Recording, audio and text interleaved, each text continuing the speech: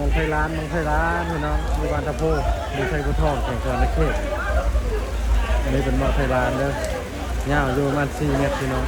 นักอยู่ประมาณ300ป่าย400 โลอยู่เต็นนี้มีอยู่3 บังเลยพี่น้องเลย3 บังบังนี้ก็บังไทยร้านยาวสุดเลยนี่ก็เป็นบังนี้พี่น้องบังไทยร้านครับมาจากไทยกันนะเป็นมาจูบดีอยู่บานตะโพทั้งเบิร์ดกับชิมี่อยู่ประมาณนั้น6-7 บังนี่แหละพี่น้องเนาะแต่ว่าอยู่คนละทีมเนาะทางปูนก็มีเนาะเราคนโต๊ะเงียบเงาพี่น้องเลยคนโบราณมันได้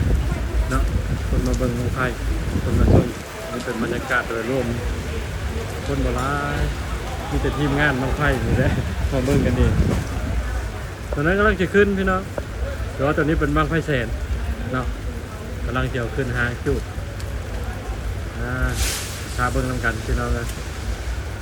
จะเป็นบอล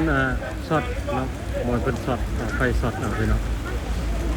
ตอนเป็นจิจูดนั่นแหละนี่